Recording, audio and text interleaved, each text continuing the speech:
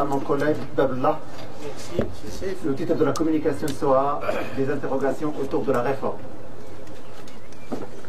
Mesdames et messieurs, je tiens de prime abord à remercier vivement les organisateurs de cette rencontre pédagogique et particulièrement M. Seif Dine, qui n'a ménagé ni son temps, ni ses efforts, ni ses ressources non plus pour nous réunir aujourd'hui autour d'un thème d'une importance capitale, à savoir celui de la réforme de notre système d'enseignement.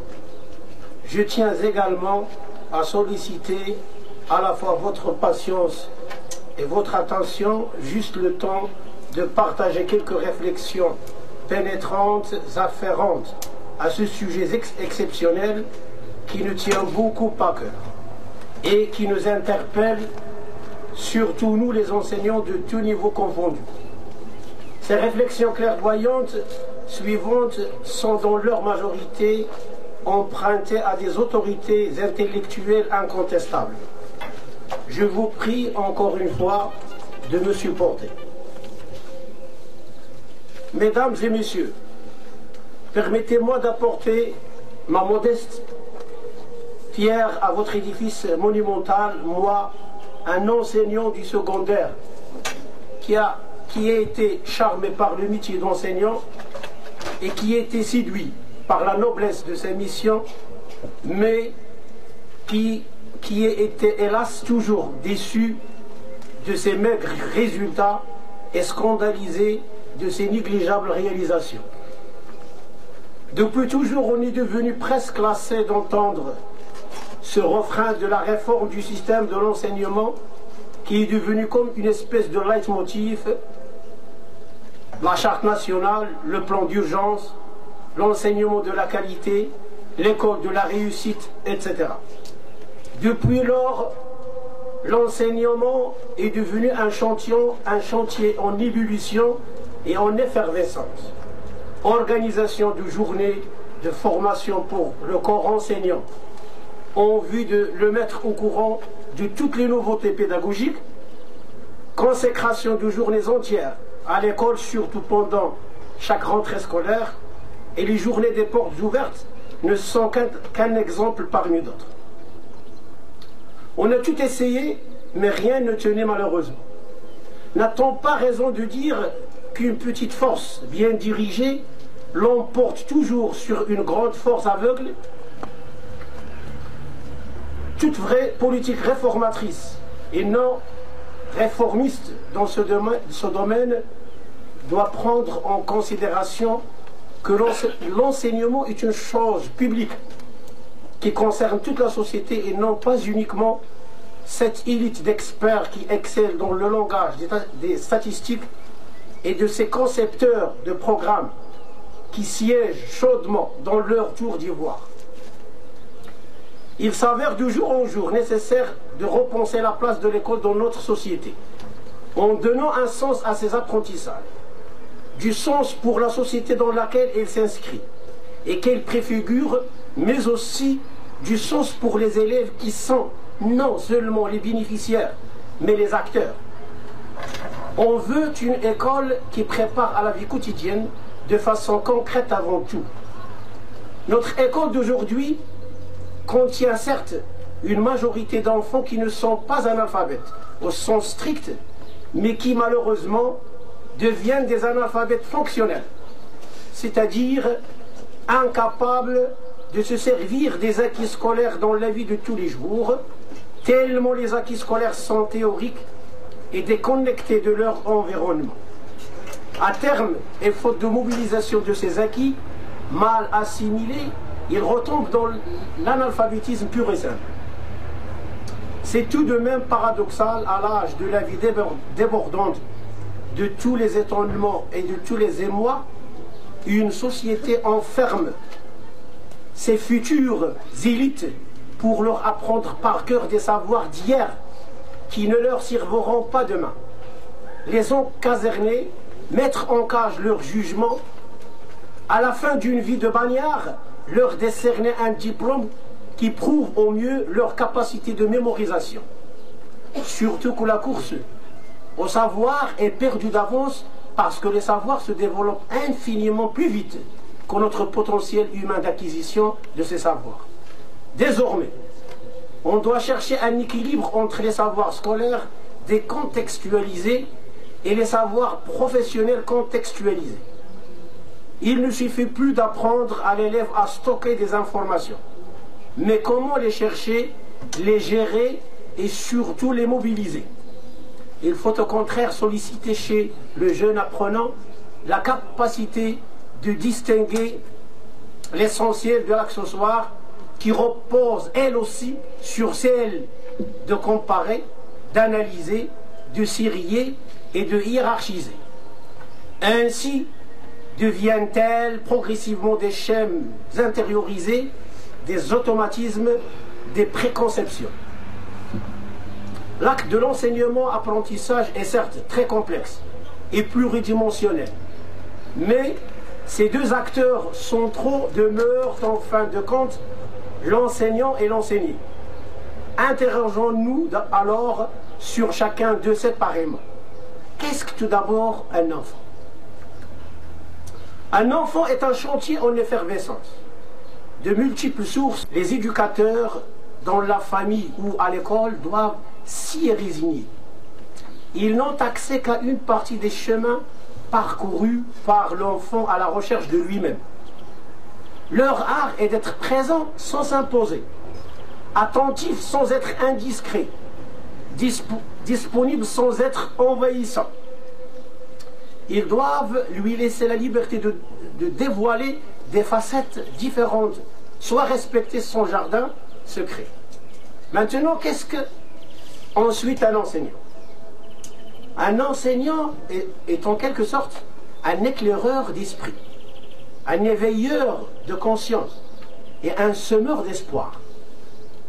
La noble mission d'un enseignant consiste à accompagner ses disciples, à formuler leurs interrogations, à aiguiser leur sens de l'émerveillement et à enfin construire leur intelligence. Bref, tout enseignant doit dorénavant apprivoiser la méthode pédagogique géniale du célèbre philosophe athénien Socrate, dite la maïeutique. Cependant, on reproche depuis la nuit des temps à l'école traditionnelle de s'intéresser uniquement à la capacité de la mémorisation et de négliger tout à fait la faculté réflexive de l'apprenant. Selon cette approche dogmatique, l'enseignant est censé être le détenteur exclusif d'un savoir hermétique et ésotérique qu'il est le seul capable de déverser à doses égales dans la tête de ses apprenants condamnés au conformisme, à la docilité, à la passivité et à la résignation. Et pour caricaturer sarcastiquement cette pratique de décervelage que le docteur Harouchi a savamment qualifié de pédagogie de remplissage des têtes et de bourrage des crânes, on peut citer l'exemple bien édifiant du célèbre âne de Buridan. Qu'on se rappelle l'âne de Buridan qui tire derrière lui une carriole et qui tente d'attraper une carotte qu'on a fixée au bout d'un bâton assujetti lui-même au brancard. Tout effort de l'âne pour happer la carotte a pour effet de faire avancer l'attelage tout entier et la carotte elle-même qui demeure toujours à la même distance de l'âne et par là même lui reste toujours inaccessible. Le grand physicien Einstein a fermement condamné cette logique stupide quand il a dit « C'est une grande folie d'agir toujours de la même façon et de s'attendre à des résultats différents ». Quant au célèbre penseur John Stummel, il voit que la nature humaine n'est pas une machine qui se construit d'après un modèle et qui se programme pour faire exactement le travail qu'on lui prescrit. C'est un arbre qui doit croître et se développer dans tous côtés, selon la tendance des forces internes qui en font un être vivant.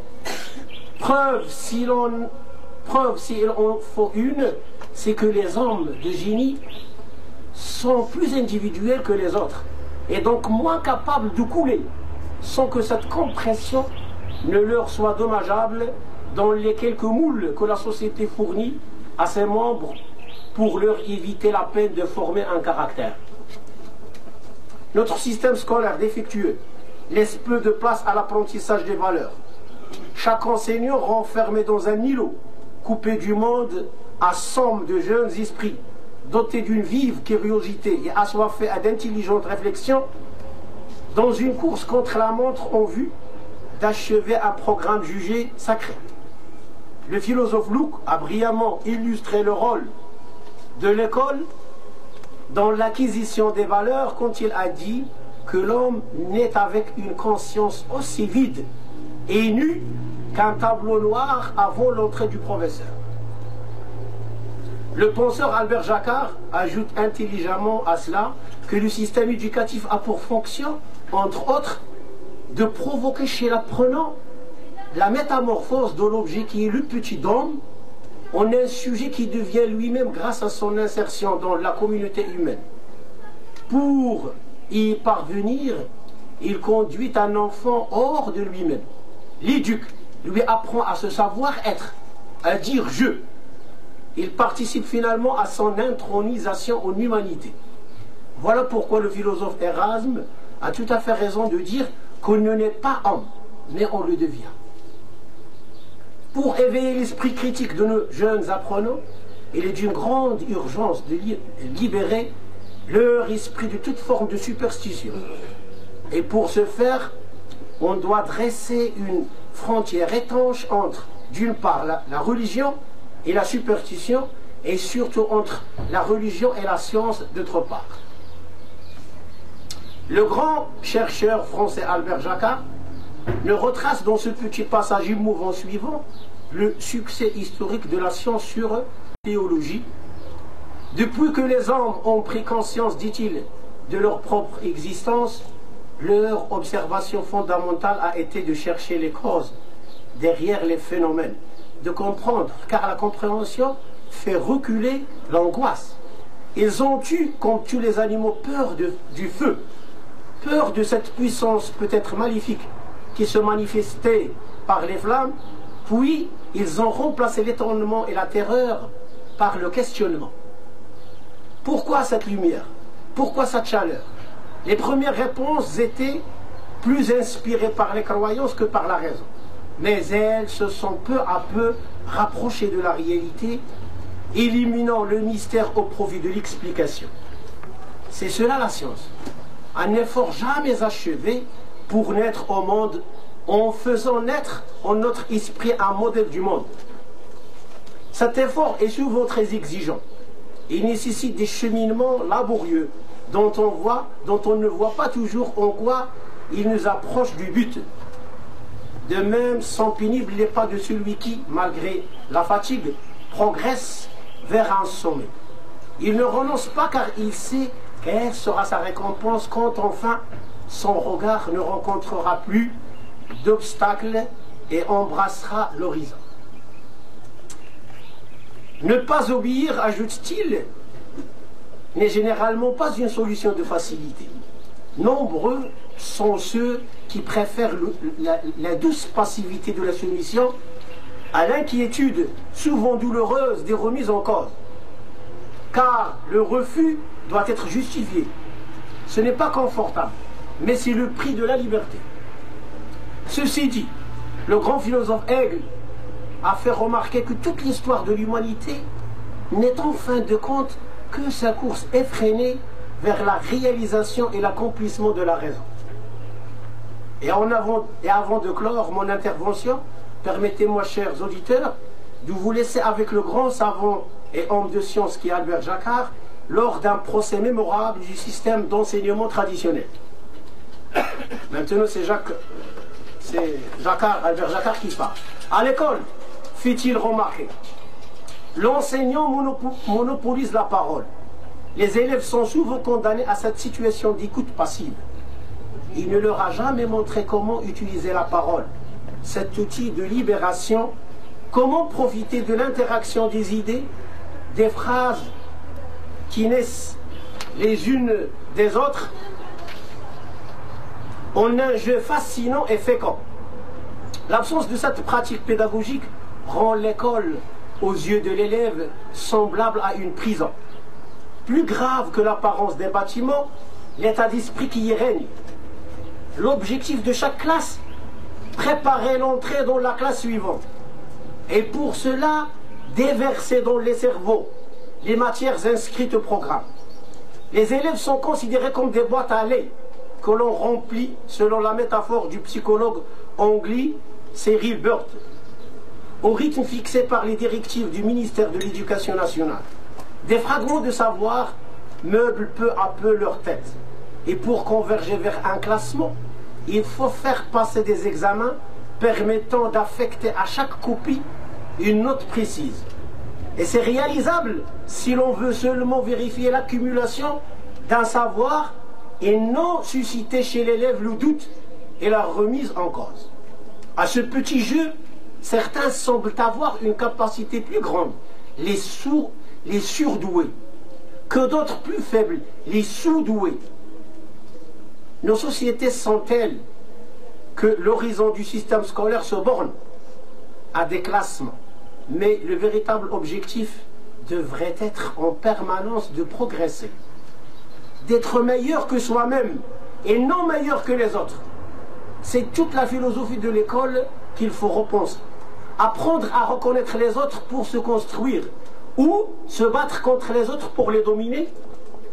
La valeur attribuée par l'école à la vitesse dans le processus de la compréhension semble être dans la plupart des cas un signe de dévoiement. L'expérience pédagogique met en doute l'intérêt de comprendre rapidement. Ne s'est-il pas avéré juste qu'un savoir acquis facilement et rapidement est souvent condamné à l'oubli mnésique? Comprendre selon le courant constructiviste exige la création en soi d'une structure mentale. Ce ne peut être qu'une longue et patiente construction. L'élève qui déclare « je n'ai pas compris » fait preuve d'une vive intelligence. Il comprend qu'il n'a pas compris. Et ce qu'il y a de plus difficile à admettre, tout se passe comme si l'éducation scolaire consistait à asséner des réponses toutes faites, décourageant toute tentative de questionnement. Donc je vais aller directement vers la dernière page puisque mon camarade s'est fait. Très bien, donc, je crois finalement que ce ne sont pas les solutions qui manquent, comme l'a bien souligné le célèbre philosophe Xénophon. On a toujours l'intelligence des solutions, dit-il, mais on n'a jamais la sagesse de leur mise en œuvre. Il reste maintenant à s'interroger sincèrement si on a la ferme volonté et le courage nécessaire pour faire sortir notre école de ce bourbier où elle ne cesse jour après jour de s'enliser. Si on veut vraiment libérer les esprits enchaînés de nos jeunes apprenants séquestrés, si enfin on désire absolument émanciper toutes les forces vives et les énergies créatrices de notre société frappée d'apathie, d'immobilisme, de léthargie et de torpeur. On a souvent parlé de déperdition scolaire, mais on n'a jamais parlé de déperdition du potentiel intellectuel, affectif et créateur de nos générations montantes au regard vif et intelligent.